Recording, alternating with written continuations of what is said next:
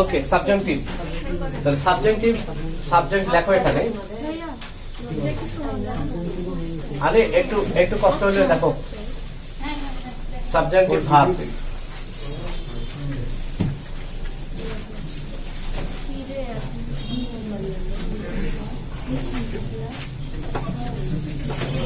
লেখো। তাহলে বলো তো সাবজেক্টিভের কয়টা রুল? তিনটা ফর্ম, তিনটা। বলো তো subjective verb, subjective noun, subjective adjective. তাই তিনটা একসাথে লিখি, প্লাস মাঝখানে প্লাস দিলাম, তাহলে সবগুলো কভার করলো। তাহলে শুনে নাও, সাবজেক্টিভের কোনো অর্থ নাই, যেমন মোডালে কোনো অর্থ নাই, কিন্তু ভাব আছে, একটু মুড আছে, তাহলে একটু বেশি মুডি, তাই কিনা? তাহলে বলতো রাইট ফর্ম ভার্বসের মধ্যে সবচেয়ে সফিস্টিকেটেড রুল হচ্ছে সাবজেক্টিভ, একটু আলাদা টাইপের, তাই কিনা? তাহলে আবার বলো, সাবজেক্টিভের কয়টা মুড আছে? তিনটা। কি কি? ভার্ব, নাউন এবং অ্যাডজেক্টিভ। তাহলে ভার্ব, নাউন এবং অ্যাডজেক্টিভ এই তিনটা মুডের পরে কি বসে? দ্যাট বসে। দ্যাট বসার সাথে সাথে এই ভার্ব, নাউন বা অ্যাডজেক্টিভ গুলো সাবজেক্টিভের নাম নেয়, নাম ধারণ করে।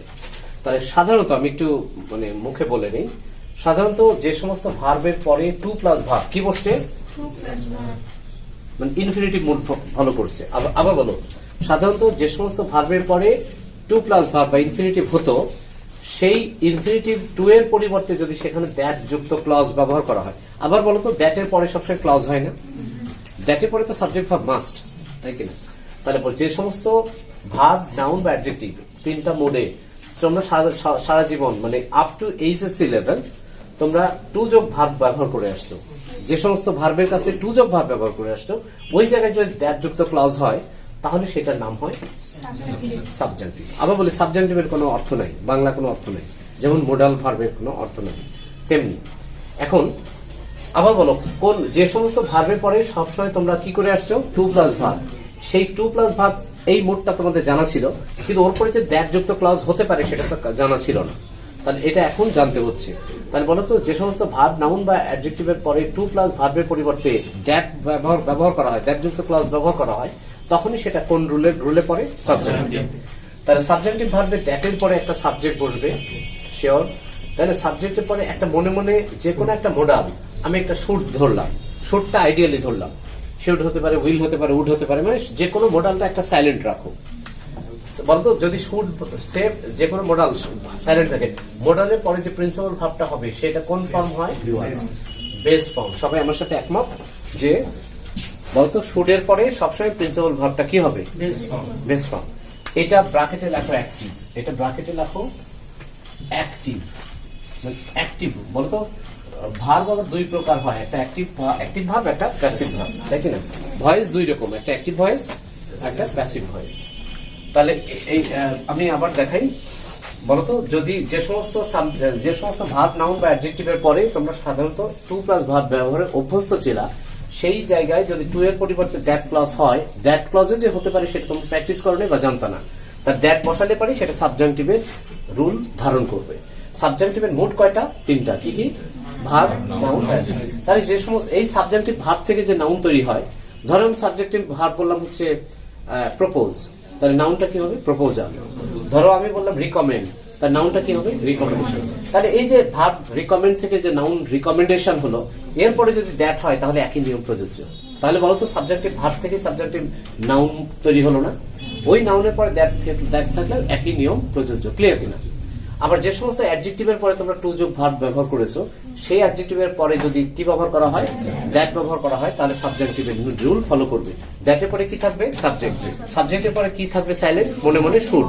যে কোনো একটা মোডাল ধরে নিলাম শুড, শুডের পরে সবসময় প্রিন্সিপাল ভার্বটা কি হবে? বেস হবে, যদি অ্যাক্টিভ হয়। কিন্তু যদি প্যাসিভ হয়, বলতো ধরে নাও একটা সাবজেক্ট আছে দ্যাট ইট শুড ডু না ইট শুড বি ডান। তাহলে বলতো প্যাসিভ হলে পারে কি সাবজেক্টিভের অ্যাক্টিভ হলে পারে যে প্রিন্সিপাল ভার্বে বেস হবে, শুডটা সাইলেন্ট থাকবে। এখানে শুডটা ধরো প্যাসিভ আমি সাইলেন্ট রাখলাম, বলতো প্যাসিভের শুডের পর কি হবে? একটা বিই প্লাস প্রিন্সিপাল ভার্বে কোন ফর্ম হবে? পিপি, মানে পাস্ট পার্টিসিপল। সবাই একমত? তাহলে বলতো পাস্ট পার্টিসিপলে তাহলে শুড যদি এখন বাদ দেই, তাহলে কি কি থাকলো বলতো? প্যাসিভে বিই যোগ পাস্ট পার্টিসিপল। বলতো এই ফর্মটা কখন হবে? গুড। আচ্ছা, অ্যাক্টিভ বা প্যাসিভ যে করবা সেটা নির্ভর করবে কার উপরে? এই সাবজেক্টের উপর না? এই সাবজেক্ট যদি নিজে করে তাহলে অ্যাক্টিভ, আর যদি এই সাবজেক্টটা নিজে না করতে পারে তাহলে হবে প্যাসিভ। মোটামুটি তোমাদের একটা ধারণা দিলাম। তাহলে এখন আমরা সাবজেক্টিভ ভার্বের টোটাল সূত্রটা শেষ, এখন প্র্যাকটিসে আমি বোঝাবো যে কোনটা অ্যাক্টিভ হবে কোনটা প্যাসিভ হবে। ক্লিয়ার সবাই? তাহলে আমি একটা একটা করে উদাহরণ দিতে থাকি তোমাদের, তোমরা তুলতে থাকো। যেমন আমি যদি বলি she asked, কোনোভাবে তোমরা asked এর পরে ব্যবহার করো নাই that। তোমরা asked এর পরে তোমরা যদি ন্যারেশন করো তাহলে asked এর পরে if লিখছো না, তাই না? অথবা asked এর পরে to যোগ ভার্ব ব্যবহার করছো না। কিন্তু এই প্রথম তোমরা জানতা না যে asked এর পরে that যুক্ত ক্লজটা বসতে পারে, এবং দ্যাট বসা মাত্রই সেটা কি ধরনের ভার্বের, এই ভার্বটা কি হবে? সাবজেক্টিভ ভার্ব হয়ে গেল। বলতো এই ভার্বটা এখন প্রিন্সিপাল ভার্ব নয় কেন? এরপরে দ্যাট মোডটা আসলেই সেটা সাবজেক্টিভের। আচ্ছা, দ্যাট মনে করো আমি শি দিলাম, যখন এখানে দিলাম তাহলে দি বয়। আচ্ছা, শি আস্কড দ্যাট দি বয়, ব্র্যাকেটে লিখলাম গো দেয়ার। তাহলে বলো তো এই দি বয়ের পরে মনে মনে কি আছে? শুড। আবার বলো, তাহলে তুমি শুড দিয়ে হিসাব করো, শুড গো দেয়ার। তাহলে বলো তো শুড লেখার পরে শুডটা কি রাখা যাবে না বাদ দিতে হবে? মানে সাইলেন্ট রাখতে হবে। ক্লিয়ার কিনা? তাহলে দেখো তো এটা সাবজেক্টিভ মোড তুমি করলা, এবং করার পরে যখন শুড বাদ দিচ্ছ দেখতে কেমন লাগছে না? দি বয় থার্ড পারসন, তাহলে গোজ হওয়ার কথা বা ওয়েন্ট হওয়ার কথা। তাহলে বলো তো দি বয় থার্ড পারসন, তার সাথে গোজ হলো না কেন? মনে মনে শুডটা আছে। সবাই ক্লিয়ার তো? তাহলে এটি হচ্ছে ফাংশন। তাহলে ভার্ব মোড কিন্তু আমি ধীরে ধীরে আসছি। আচ্ছা, কি রকম ভার্ব হতে পারে আরো তাহলে লিখতে থাকো। আস্কড হতে পারে, তোমরা অ্যাডভাইজড। ইম্পারেটিভ ভার্ব কি আছে বলতো? আদেশ, অনুরোধ, উপদেশ মিশে, তাই কিনা? বলতো অ্যাডভাইস মানে এটা উপদেশ দেয়া। আচ্ছা, অ্যাডভাইস না হলে বলতো আমি যদি বলি কমান্ড, তাই কিনা? কমান্ডেড। আচ্ছা, আমি বলতো রিকোয়েস্টেড। এখন তোমরা বলছো যে আমি পাস্ট একটা লিখছি বলে সবগুলো পাস্ট দেখাচ্ছি। এই ভার্বটা পাস্ট হতে পারে, প্রেজেন্ট হতে পারে, ফিউচার হতে পারে, যে কোনো টেন্সই হতে পারে। ক্লিয়ার? এখন বলো আর কি আছে ইম্পারেটিভ ভার্বে? অ্যাডভাইস হলো অর্ডার্ড, তাই না? অর্ডার্ড, তাই না? আরো কিছু ইম্পারেটিভ ভার্ব হতে পারে, সাজেস্টেড, রিকমেন্ডেড,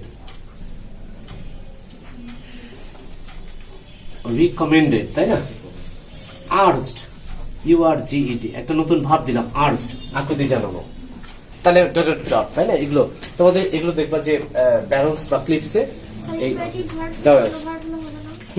অন্য দু একটা ভার্ব হবে।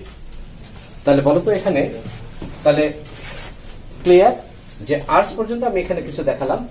আচ্ছা, তারপরে ধরো ইনসিস্টেড, আমি উপরেই লিখলাম ইনসিস্টেড। এই ভার্বের লিস্ট তোমাদের দেওয়াই আছে বইতে, তবু আমি তোমাদেরকে জাস্ট একটু এখানে যাতে তোমাদের অনেকখানি কভার হয় ভার্বের, সেজন্য আমি দিলাম। তাহলে বলো তো ইনসিস্টেড এর পরে যদি দ্যাট দেই তাহলে পরের বাক্যটা সাবজেক্টিভের নিয়মে হবে না? আচ্ছা, তাহলে দ্যাট দি বয়। আচ্ছা, দি বয় না দিয়ে আমি যদি এখানে বলি, আচ্ছা দি বয় গো দেয়ার, তাই কিনা? আচ্ছা, আমি যদি বলি যে শি কমান্ডেড বা অ্যাডভাইসড বা অর্ডার্ড। আচ্ছা, আমি একটা দিলেই হলো, এখানে অ্যাডভাইসড এর পরে দ্যাট দিলাম। শি অ্যাডভাইস দ্যাট, বলতো অ্যাডভাইস এর পর সবসময় তোমরা টু যোগ ভার্ব ব্যবহার করে এসছো না? তাহলে শি অ্যাডভাইস দ্যাট দি। আচ্ছা, মুখেই বলো। আমি যদি বলি she advise that he advise that the girl takes it না টেক ইট? তাহলে অ্যাক্টিভ হলো না টেক ইট? কিন্তু আমি যদি এখানে মেডিসিন দেই, মেডিসিন কি নিজে নিজে খেতে পারে? আচ্ছা, মেডিসিন ইট না শুড বি ইটেন? মেডিসিন তো ইট বলা হয় না, টেক বলা হয়। তাহলে বলতো মেডিসিন টেক না মেডিসিন শুড বি টেকেন? তাহলে এখানে শুড বাদ দিলে কি থাকলো? Be taken. তাহলে বলতো অ্যাক্টিভ ফর্ম হতে পারে, সেটা প্যাসিভ। সেটা নির্ভর করবে কার উপরে? সাবজেক্টের উপরে। সবাই ক্লিয়ার? তাহলে আমি যদি বলি হি, মনে করো আমি দিলাম হি অর্ডার দ্যাট, এই অর্ডার পরে আমি দ্যাট দিলাম। দ্যাট দেওয়ার সাথে যদি বুঝতেছেন এই অর্ডারটা এখন সাবজেক্টিভ ভার্বে রূপান্তর হয়েছে। আচ্ছা, she order that the road ব্র্যাকেটে রিপেয়ার, এখন দেখো এটা কে বলতে পারবে যে এটা অ্যাক্টিভ ফর্ম হবে না প্যাসিভ ফর্ম হবে? প্যাসিভ ফর্ম, সবাই এক।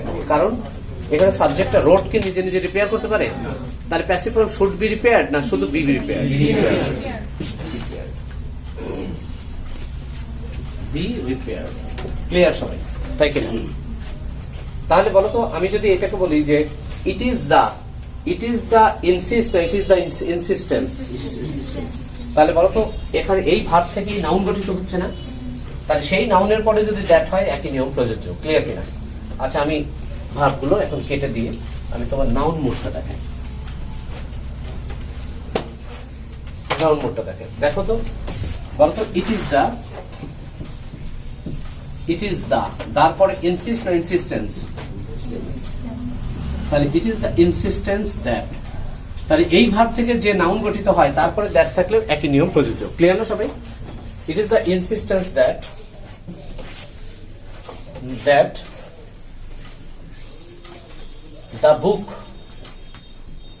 the book ব্র্যাকেটে BUY বাই। আমি শিওর তোমরা অ্যাক্টিভ না প্যাসিভ সেটা তোমরা নিজেরাই এখন বিবেচনা করতে পারবে। আচ্ছা, এখানে কি শুড বি ভার্ব না শুধু বি ভার্ব? বি ভার্ব, তাই না? প্যাসিভ হলে তাহলে এটা এই নিয়মটা সঠিক প্রযোজ্য হবে, আর অ্যাক্টিভ হলে উপরের নিয়মটা প্রযোজ্য হবে। তাহলে I think your job is done, তাই কিনা? আচ্ছা, তাহলে কি কি হতে পারে নাউন? আচ্ছা, it is the insistence, it is the suggest থেকে সাজেশন হবে না? সাজেশন। গত রিকমেন্ড থাকলে রিকমেন্ডেশন হবে না? প্রপোজ থাকলে কি হবে? প্রপোজাল। তাহলে এই সমস্ত সাবজেক্টিভ ভার্ব থেকে এখন কি সাবজেক্টিভ নাউন গঠিত হলো না? এই নাউনের পরে দ্যাট থাকলে একই নিয়ম প্রযোজ্য। ক্লিয়ার না? তাহলে বলো তো সাবজেক্টিভ ভার্ব আর নাউন, আমার দুইটা মুড তোমাদের কাছে একদম ক্লিয়ার হলো। দুইটা মুডেই অ্যাক্টিভ হতে পারে, প্যাসিভ হতে পারে, সেটা নির্ভর করে দ্যাটের পরের সাবজেক্টের উপরে। সাবজেক্টিভ ভার্ব এবং সাবজেক্টিভ নাউন মুড, দুইটা মুড গেল, বাদ থাকলো কোনটা? তাহলে অ্যাডজেক্টিভ যে মুডটা সেটা আরো সহজ। তোমরা সচরাচর যে সমস্ত অ্যাডজেক্টিভটার অর্থ হচ্ছে গুরুত্বপূর্ণ বা আবশ্যক, আচ্ছা, ইট ইজ আর্জেন্ট, আচ্ছা জরুরি, আচ্ছা বলতো জরুরি, আর্জেন্ট মানে কি? জরুরি না? জরুরি বা গুরুত্বপূর্ণ। ইট ইজ আর্জেন্ট দ্যাট। আবার বলো, আর্জেন্টটা কি এখন ভার্ব মুড, নাউন মুড নাকি অ্যাডজেক্টিভ মুড? অ্যাডজেক্টিভ। এটা লিঙ্কিং ভার্ব, তারপর এটা অ্যাডজেক্টিভ। সবাই ক্লিয়ার? তাহলে বলো তো এই আর্জেন্টের পরে তোমরা সাধারণত টু যোগ ভার্ব করছো, কোন মুডে করছো? It is urgent to study, it is urgent to go, it is urgent to, তাই না, কাম। তাহলে বলো তো আর্জেন্টের পরে টু যোগ ভার্ব ব্যবহার করছে। এই প্রথম তো আমরা কোন কোন ব্যবহার করলাম? দ্যাট। তাহলে it is urgent that she ব্র্যাকেটে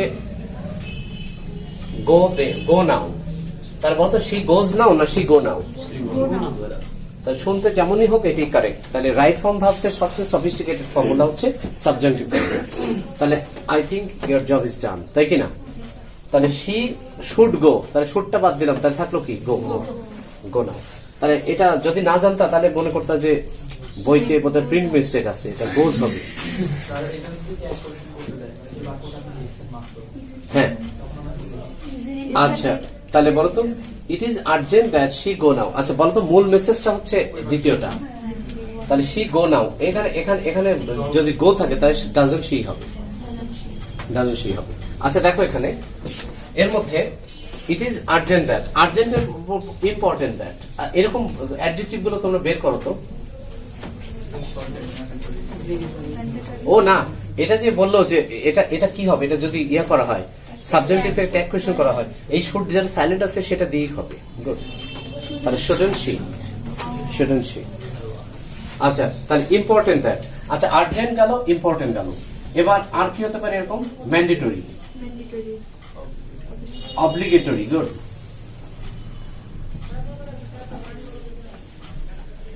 এসেনশিয়াল। গুড। এই তো এখন তোমাদের দেখো সিনোনিমাস অ্যাডজেক্টিভ গুলো তোমাদের মাথা থেকে বের হচ্ছে, তাই না? নেসেসারি, তাই না? ইম্পারেটিভ, সেটা মানে আবশ্যক। তাহলে বলতো it is necessary that she goes না she go there, she go নাও, তাই কি না? শি ডাজ ইট না শি ডু ইট। আচ্ছা আমি যদি এখানে দেই it is urgent that the exam bracket take, তাহলে এখানে আমার বলারও দরকার হচ্ছে না, বলতো এখানে কি হবে, বি টেকেন। তাহলে এটা মনে রাখতে হবে সাবজেক্টিভ কেন হলো, এবং ওইটা রাইট ফর্ম ভাবছে যখন ড্যাশটা দেবে ওই ড্যাশে ব্যবহার করার সময় তোমাকে খেয়াল রাখতে হবে এটা সাবজেক্টিভে, তাহলে একটু প্র্যাকটিস করলেই হবে। আচ্ছা দেখো এটা কেমন লাগছে শুনতে, ধরো ইট ইজ অব্লিগেটরি দ্যাট, তাই না, it is obligatory that she ব্র্যাকেটে বিই বি অনেস্ট, এটা বলো তো কি হবে। অনেকে ভাবছে যে শি ইজ অনেস্ট দেব, শি ওয়াজ অনেস্ট দেব,